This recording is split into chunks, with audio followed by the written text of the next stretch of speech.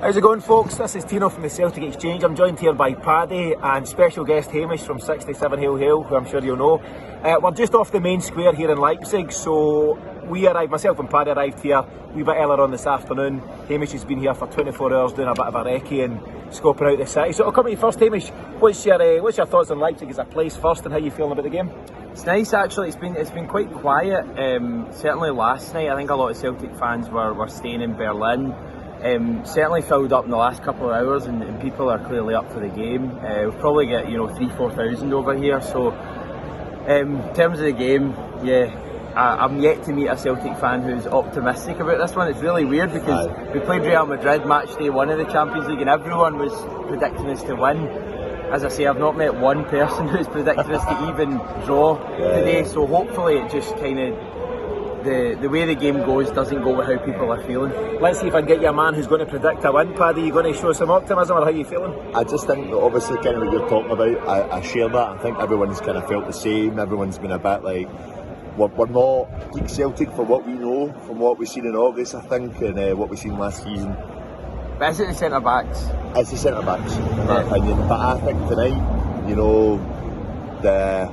I don't know, everyone kind of feeling the way they're feeling. I wouldn't be surprised if we go and pull off a short result. It's a tougher game from what we were expecting. Obviously, Shakhtar got trounced Leipzig in the first game, and I think everyone was then thinking, the group's definitely open, but they've got a bit of composure now. They've really settled down. So I think it'll be a tough game tonight, but I wouldn't put it past us to just go and surprise everyone. I really wouldn't. I think everyone's concerned about Carter Vickers, and you can get away without Carter Vickers maybe against Motherwells, and I was going to say St Mirren, but we don't have him, we don't have Starfelt, and is it such a big concern with Jens and Welsh going to be the centre half pairing against Nkunku, brilliant striker, and Werner, who seems to play a wee bit deeper for them?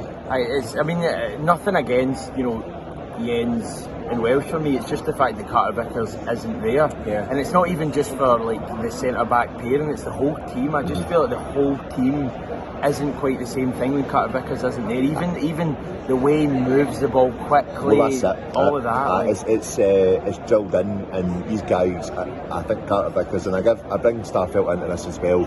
We were kind of talking about that in the weekly show on Monday, Hamish, that basically they know the system, they've played it enough. They make the midfield tick, they get the ball out quickly, and they bring in embedded full backs out quickly as well. I don't think that trust is there from the midfield and the goalkeeper with the pairing of Jens and Welsh.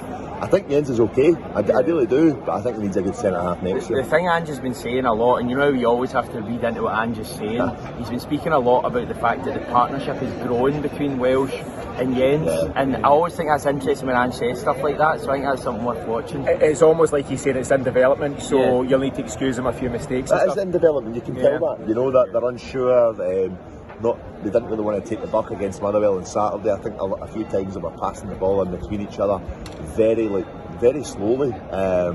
No urgency about what they were trying to do, but if there's a night where you want that to come together and they get it sorted, it's tonight. Absolutely. So I've speculated that we might make some changes in the midfield, and maybe more than Ange usually makes. I've suggested that, given who we're up against, he might throw Abelgard in as a double pivot. So rather than having McGregor sitting with Hatate and O'Reilly, flipping the triangle so you've got two sitting at the base of it, potentially Abelgard and McGregor, with probably Hatate up top. Do you think that's a possibility? Personally, no. I think it will be McGregor, Hatate, O'Reilly. I think in a couple of weeks maybe Abelgard would be ready for that. Maybe the Shakhtar game coming up, but I just don't think he's played enough football right now. Yeah, I think he's 1 minute of football on Saturday, and I don't think he kicked the ball. So maybe no, he played one pass. 100% pass. Get him in. Better than Tavernier. Get him in tonight. Better than Tavernier. What do you think, Paddy? It's unlike Ange to make changes of that nature, but why sign Abelgard? But maybe, as you say, maybe he's not quite ready. It would be very Neil Lennon of a change like that, I think.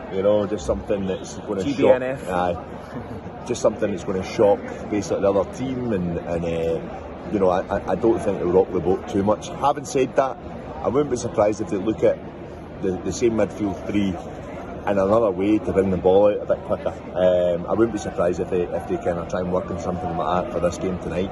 I think it's going to be a very open game tonight.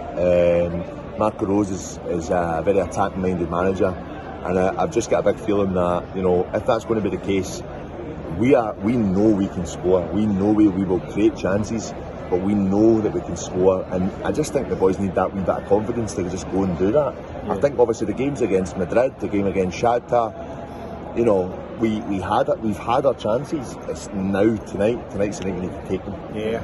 Last question in terms of lineup. I think it's going to be Kyogo, Jota, and one other. Could be the suggestion. Or do you think a Giacomakis is getting on?